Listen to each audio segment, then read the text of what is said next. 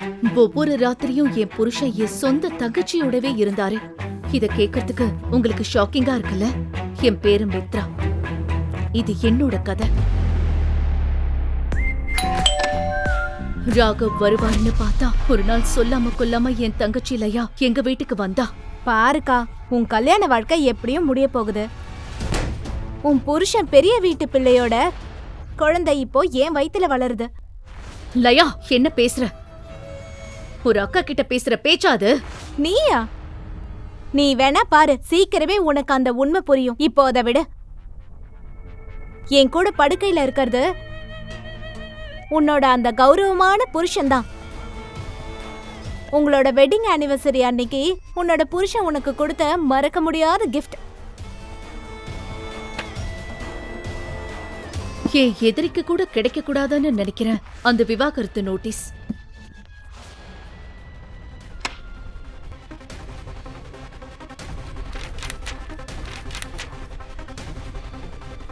உன் மூஞ்சிய பார்க்கும் போதெல்லாம் உன்னை எதுக்குடா கல்யாணம் பண்ணிக்கிட்டோம்னு ஒவ்வொரு நிமிஷமும் நினைச்சு நினைச்சு வருத்தப்படுறேன்.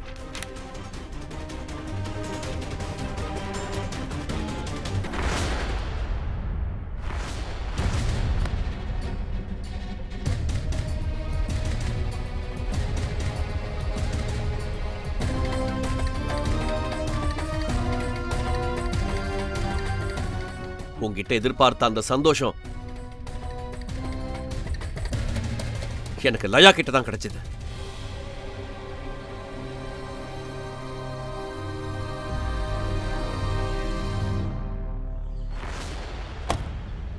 எனக்கு இப்ப இருக்கிற ஒரே ஒரு வழி எங்க அப்பா அம்மா கிட்ட போய் ஹெல்ப் கேக்குறது தான்.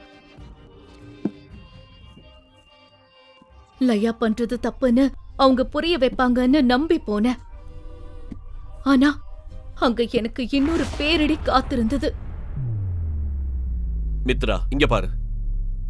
லயா அந்த பெரிய வீட்டு பிள்ளை மேல உயிரையே வச்சிருக்கா. லயாவுக்கும் சின்ன முதலாளிக்கும் பிடிச்சிருக்குன்னா அதுல என்ன தப்பு இருக்கு? அந்த பெரிய வீட்டு மாப்பிளைய கல்யாணம் பண்ணிக்கிட்டது நான். அவர் என்னோட புருஷன். அவர் என்ன லயா ஆசைப்பட்ட உடனே எடுத்து கொடுக்கறதுக்கு பொம்மையா? சின்ன வயசுல இருந்தே இததானே பண்றீங்க. எனக்கு எது பிடிச்சாலும் அது அப்படியே புடுங்கி லயா கிட்ட கொடுத்துருவீங்க. நானும் உங்க பொண்ணுதானப்பா. அம்மா, நீங்களாவது கொஞ்சம் சொல்லுங்க. நான் ஒண்ணு உன்னை பெத்தெடுக்கல. வேண்டா வெறுப்பா உன்னை இத்தனை வருஷம் ஒரு பாரமா தான் வளர்த்தோம். இந்த உண்மை என்ன அப்படியே நலக்குலைய வச்சிருச்சு. பேசுறதுக்கு அங்க எதுவுமே இல்ல. உன்னை வளர்த்தது நாங்க உனக்கு செஞ்ச பெரிய உதவி. அந்த கடனுக்காகவாது என் பொண்ணோட சந்தோஷத்தை நான் கேக்குறேன். இத்தனை வருஷம் உன்னை சகிச்சதுக்கு எனக்கு ஒரு கைமாறு வேணும்ல. அதனால உன் புருஷன் விஷயத்துல ஒரு முடிவுக்கு வா. வாழ்க்கை நம்மள தூக்கி எறியும் போது யாராவது ஒரு பழைய மனுஷன் நம்மள தேடி வருவாங்க.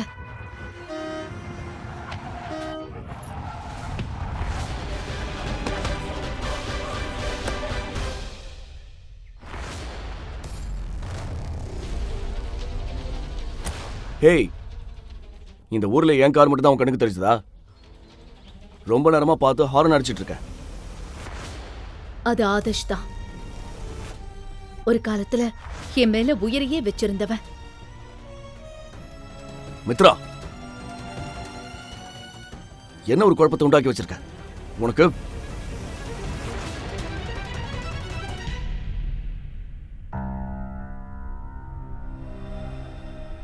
கொஞ்ச நேரம் கழிச்சு கண்ணு முடிச்சு பார்த்தப்போ ஒரு பெரிய பணக்கார வீட்டு ரூம்ல இருந்த.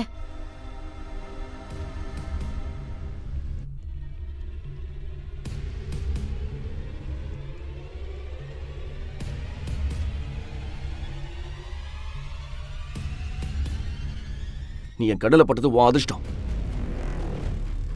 இல்லனா உனக்கு என்ன ஆச்சுன்னே தெரிஞ்சிருக்காது. அவன் மூஞ்சிய பார்த்தப்போ பழைய ஞாபகம்லாம் வந்துச்சு.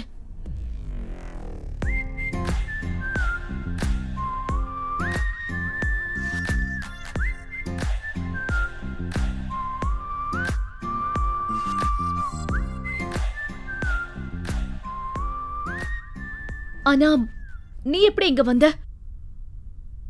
உன்னை இனிமே பார்க்கவே மாட்டேன்னு நினைச்சேன். எனக்கு ஒரு மாதிரி இருக்கு. நான் கிளம்புறேன். அப்புறமா வந்து பார்க்கறேன்.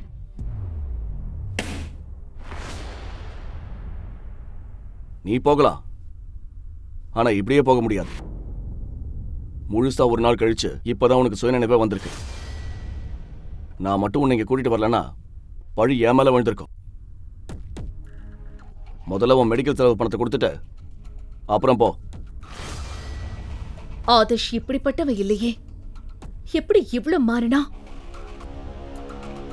உன்கிட்ட ஒரு பைசா கூட இல்லைன்னு எனக்கு தெரியும். ஏன்னா நீ எல்லாத்தையும் இழந்துட்டு நிக்கிற. அதனால அடுத்த 10 நாளைக்கு நீ இந்த வீட்டில் தான் இருக்கணும். அதுக்கப்புறம் என்ன பண்ணணும்னு நான் சொல்றேன். ஆனா ஒண்ணு, தப்பிக்கணும்னு மட்டும் நினைக்காத. எனக்கு ஒண்ணுமே புரியல. இதெல்லாம் ஆதர்ஷ்க்கு எப்படி தெரிஞ்சது? அவன் ஏன் இப்படி நடந்துக்கிறான்? அந்த பொண்ணு இங்கே தான் இருக்கா. நான் நினைச்ச மாதிரியே இவ முகம் அப்படியே நேஹா மாதிரியே இருக்கு. அதான் இங்கே இருக்க சொல்லிருக்க. யார் அந்த நேஹா? என் முகம் ஏன் அவள மாதிரியே இருக்கு?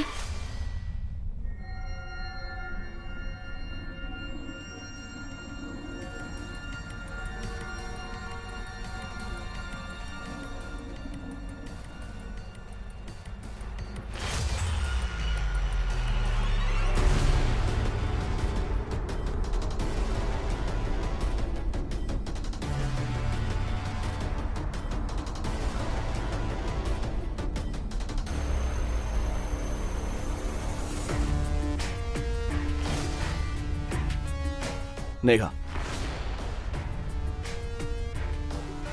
நேஹா, உன்னை ரொம்ப மிஸ் பண்ண. நீ எனக்கு துரோகம் பண்ணிட்ட.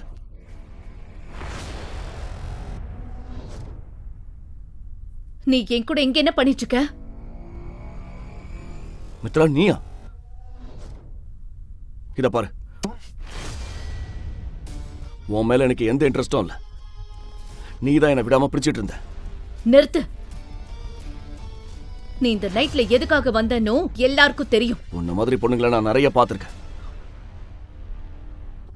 உனக்கு உடம்பு சரியாகணும் தான் இங்க தங்க வச்சேன். நாளைக்கு காலையில நீ இங்க இருந்து கிளம்பலாம். என் வாழ்க்கையில நடந்த கொடுமைக்கு முன்னாடி மத்த எல்லாம் சின்னதா தெரிஞ்சது. நான் உள்ளுக்குள்ள உடைஞ்சு போயிருந்தேன். என் தங்கச்சி என் புருஷனை பறிச்சுக்கிட்டா. பெத்தவங்க நான் அவங்க பொண்ணுன்னு கூட இல்லைன்னு சொல்லிட்டாங்க. என் பழைய வாழ்க்கையும் இப்போ இப்படி வந்து நிக்குது.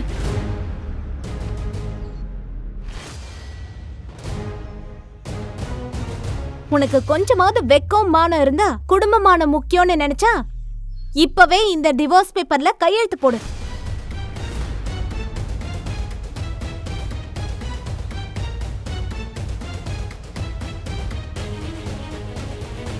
உன்னோட ஒரு நல்ல லைஃப் அமையும்னு நினைச்சேன்.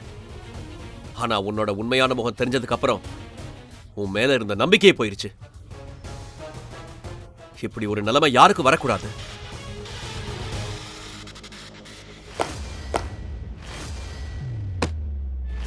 அவங்க என்ன வீட்டை விட்டு வெளியே துரத்தினப்போ என் உலகமே இடிஞ்சு போச்சு.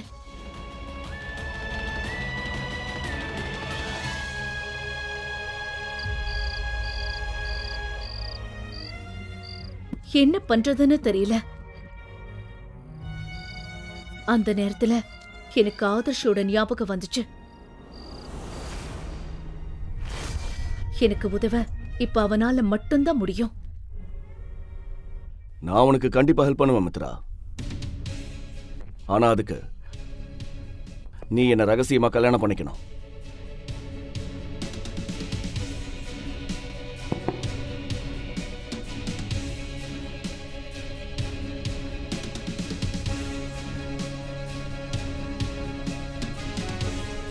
இந்த கல்யாணத்துல நாம புருஷன் பொண்டாட்டியா தான் இருப்போம்.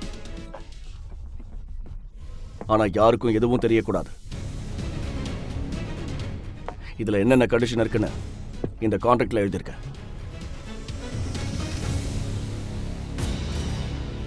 அந்த கான்ட்ராக்ட்ல ஆதர்ஷ் என்ன எழுதியிருக்கான்? மித்ரா அந்த லயாவை பழி வாங்குவாளா? ஆதர்ஷ் ஏன் இப்படி ஒரு கண்டிஷனை போடுறான்? மித்ராவின் வாழ்க்கையில அடுத்து நிகழப்போகும் திருப்பங்களை அறிய பாக்கெட் எஃப்எம் யூடியூப் சேனல்ல அடுத்த எபிசோட தவறாம பாருங்கள். பாக்கெட் எஃப்எம்மின் அனைத்து எபிசோடுகளையும் கேட்க பாக்கெட் எஃப்எம் ஆப்பை டவுன்லோட் செய்யுங்கள். லிங்க் டிஸ்கிரிப்ஷனில் கொடுக்கப்பட்டுள்ளது.